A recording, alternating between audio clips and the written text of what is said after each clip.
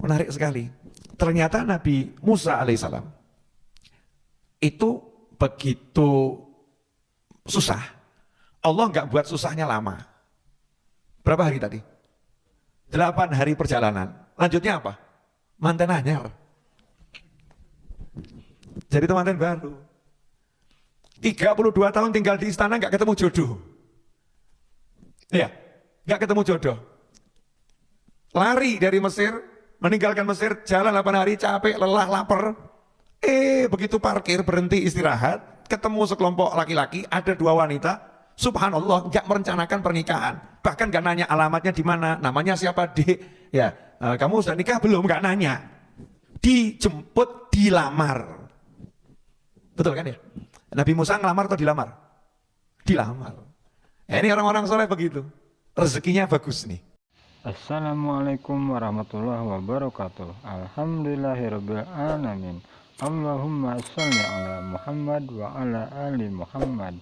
Semoga apa yang disajikan bermanfaat untuk kehidupan kita semua. Sukses dan selamat dunia akhirat. Allahumma amin.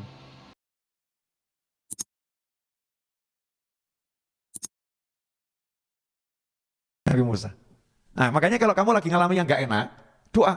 Moga-moga untuk jodoh, moga-moga untuk jodoh. Kalau yang belum nikah ya. Siapa tahu nanti saya akan ketemu jodoh. Kemudian juga di situ ada pelajaran bagaimana Nabi Syuaib alaihissalam sangat cerdas. Begitu ada calon yang bagus, nggak kemudian ditunda-tunda. Nanti dulu deh, nunggu selesai kuliah. Ya, selesai kuliah, nunggu dulu biar kerja dulu. Belajar cari nafkah. Ini ceweknya, ini anak perempuan. Biar belajar cari nafkah. Udah datang laki-laki baik-baik melamar anak perempuan kita. Laki-laki baik itu mahal harganya.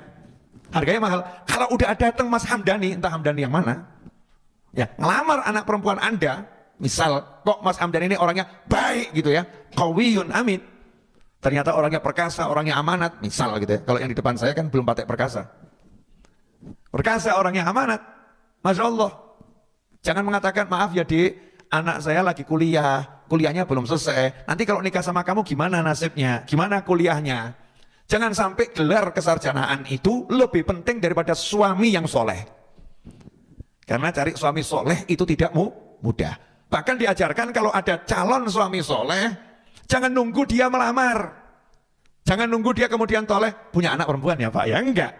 Nabi Syuaib alaihissalam tidak menunggu Nabi Musa kemudian nanya, ini putri Anda gimana? Sudah ada jodohnya belum? Udah ada calonnya belum? Enggak nanya begitu. Tapi langsung Nabi Syuaib yang berkata, Musa, mau enggak kamu saya nikahkan dengan salah satu putri saya? Mau enggak gitu? Ini ayah yang bijak, ya, ayah yang bijak. Ternyata perjalanan Nabi Musa dikeluarkan dari Mesir, itu takdirnya Allah Subhanahu wa taala untuk mempertemukan Nabi Musa dengan jodohnya sekaligus gurunya. Karena Nabi Musa akhirnya juga berguru dengan Nabi Syuaib alaihissalam.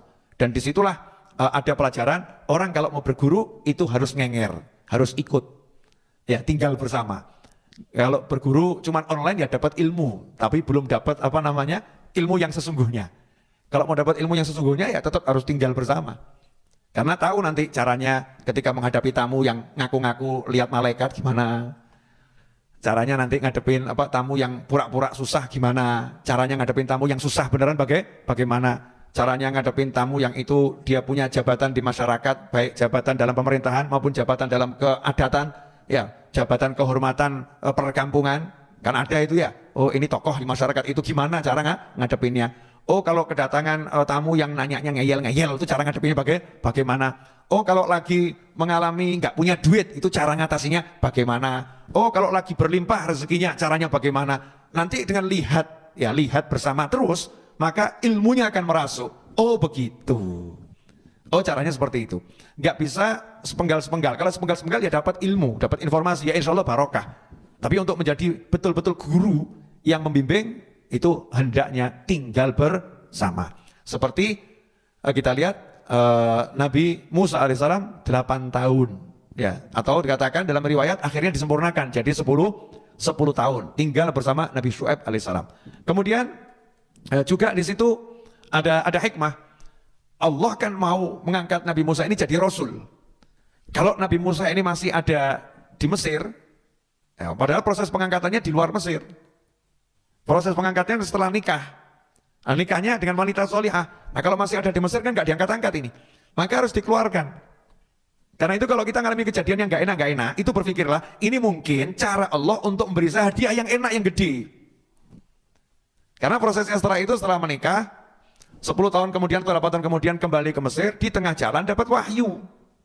Jadi Rasul. Nanti dalam ayat selanjutnya kita bahas ya. Jadi Rasul. Jadi Rasulnya kapan? Jadi Rasulnya setelah menikah. Ya setelah menikah. Ya bukan berarti nunggu menikah dulu ya. Tapi ya Nabi SAW ya setelah menikah jadi Rasul. Nabi Musa setelah menikah jadi Rasul. Lah kamu bujang-bujang begini mau dapat karunia besar gimana caranya? Ya harus punya semangat menikah. Karena dengan menikah itu sudah separuh agama terpenuhi. Memang ada sesuatu rahasia di balik proses pernikahan itu sendiri. Nah, ikhwani rahimakumullah. Yang menarik lagi ya. Ternyata Nabi Syuaib alaihissalam memberi syaratnya juga berat. Nikah maharnya kerja 8 tahun tuh berat atau ringan tuh?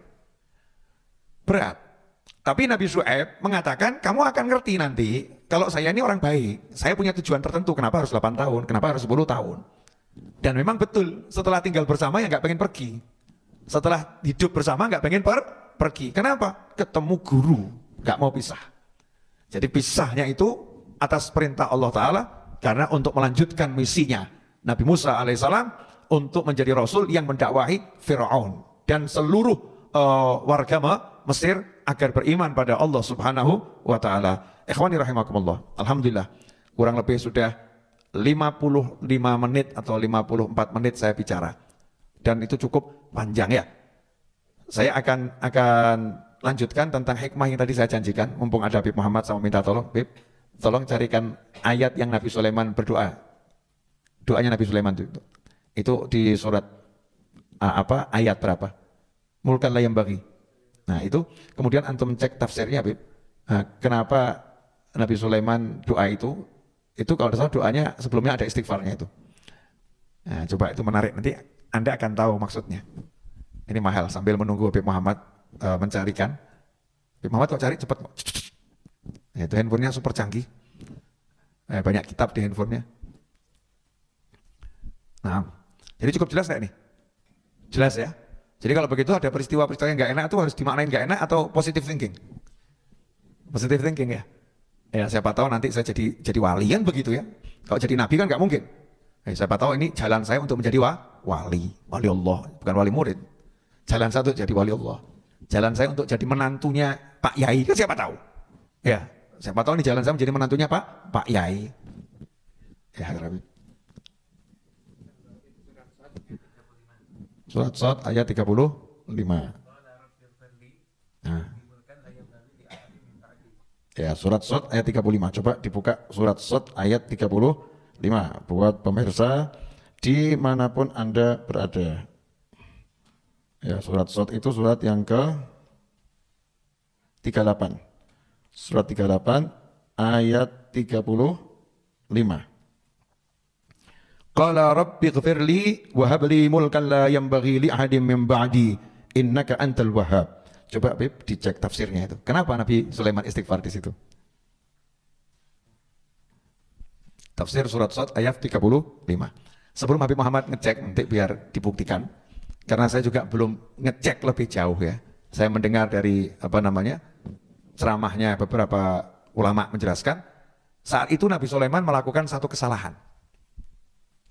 Jadi Nabi Sulaiman itu melakukan kesalahan, ya, kesalahannya itu tertidur kalau nggak salah itu, ya, sehingga lewat waktu. Nanti biar dipastikan, saya nggak berani ngomong yang sesuatu belum pasti. Tapi yang jelas kesalahannya pasti. Nabi Sulaiman melakukan satu kesalahan. Kesalahan karena lupa, kan bukan dosa ya, karena lupa, kesalahan. Nah nyesel, minta ampun sama Allah. Rabbighfirli, ya Rabbighfirli, ya Allah tolong ampuni aku. Menariknya, Nabi Sulaiman itu nggak berhenti di situ. Habis minta ampun, berani minta sama Allah sesuatu yang gede. Wahabli mulkan la yanbaghi li ahadin min ba'di innaka antal wahhab. Dan ya Allah berilah aku kerajaan yang tidak dimiliki oleh seorang pun setelahku. Sungguhnya Engkau yang Maha Pemberi. Lalu habis punya salah, minta maaf, langsung minta hadiah. Nekat tak ini? Habis punya salah, minta maaf, kemudian minta hadiah, dan hadiahnya besar. yang orang lain nggak boleh punya ya Allah. Nekat nggak ini? Nekat, gitu. Nah, ini namanya ma'rifah. Ini namanya orang kenal Allah Ta'ala. Allah Maha Pengampun, Allah Maha Penyayang. Kamu harus mendekat sama Allah dengan cara seperti itu, minta ampun, kemudian jangan pesimis. Jadi menghadapnya itu dengan optimis. Allah ngampuni aku kok, Allah sayang sama aku. Memang aku tadi khilaf, aku tadi lupa, aku tadi lalai, aku tadi berdosa. Ya Allah sekarang ampuni aku, ya Rob, ampuni aku ya Rob. Tapi aku gak punya duit, ya Rob, please kasih duit. Kalau kita kan gitu. Ya Allah aku belum dapat jodoh, tolong beri jodoh yang baik dunia akhirat ya Allah. Jadi habis berbuat dosa minta ampun, berani minta, itu mentalnya mukmin. Itu mentalnya mukmin. Nabi Musa alaihissalam juga sama. Habis melakukan kesalahan dengan tidak sengaja sehingga seseorang meninggal dunia, maka Nabi Musa 8 hari perjalanan ini minta ampun, tidak kemudian membuat beliau takut minta sama Allah Ta'ala. Tidak membuat beliau takut minta sama Allah Ta'ala.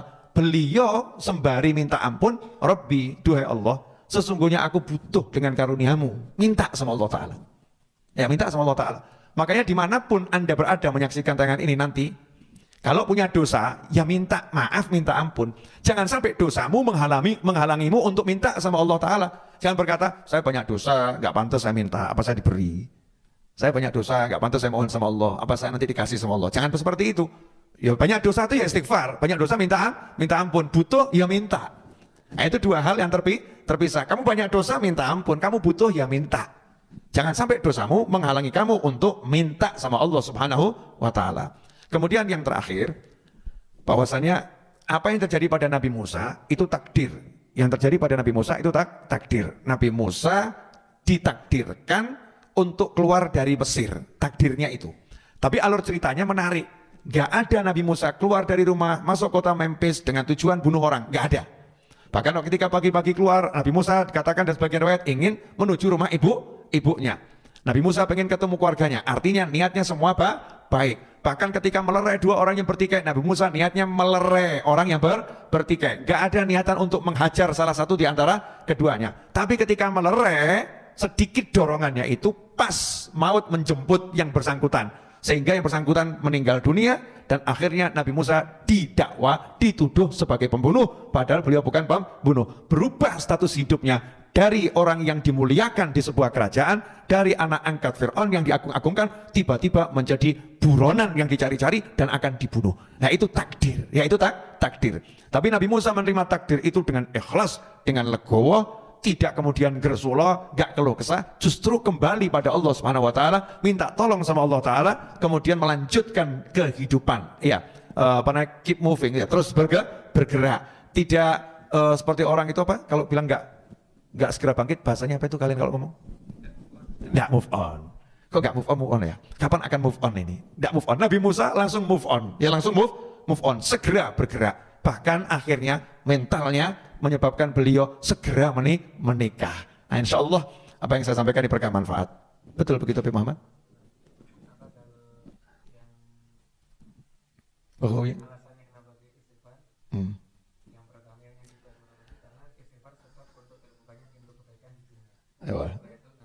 Minta, ya. Tawasul untuk itu. Nah, itu di Farozi. Nah, coba cari di Baghawi dan Qurtubi sama Ibn Katsir. Itu ada riwayat yang mengatakan di hari doa itu baru saja Nabi Sulaiman berbuat satu kesalahan. Ya, sehingga beliau istighfar, minta ampun sama Allah Ta'ala, sekaligus saat itu bangkit semangatnya untuk minta yang lebih besar. Saking taunya Allah ini maha pemaaf. Jadi misal begini loh, seorang istri ya punya salah sama suami. Saking tahu nih suaminya sayang banget. Terus ngomong, yang maafkan ya, beli aku mobil ya. Itu nekat gak itu? Nekat, tapi nekat karena tahu disayangin, betul kan ya? Nekat karena memang dicintai. Nah ini Nabi Sulaiman muamalahnya dengan Allah, Nabi Musa muamalahnya dengan Allah itu seperti itu. Para wali itu muamalahnya dengan Allah seperti itu. Manja, ya manja. Minta ampun, minta maaf, minta maaf, manjanya luar biasa. Mudah-mudahan yang saya sampaikan ini bermanfaat untuk teman-teman yang ada di rumah. Kali ini tanya jawabnya disimpan dulu untuk nanti malam ya. Yang siang kita buat nggak ada sesi tanya jawabnya. Disimpan dulu aja tanya jawabnya. Kalau mau ditulis di grup. Ya, kemudian kesan-kesannya juga bisa ditulis di grup sehingga nanti bisa saya pelajari lagi. Nanti malam kita akan lanjutkan episode bagaimana Nabi Musa mendapatkan wahyu dan kembali secara gentle untuk menghadapi Mesir dan Fir'aun. Ya bagaimana mental Nabi Musa alaihissalam kita akan bahas nanti malam insya Allah.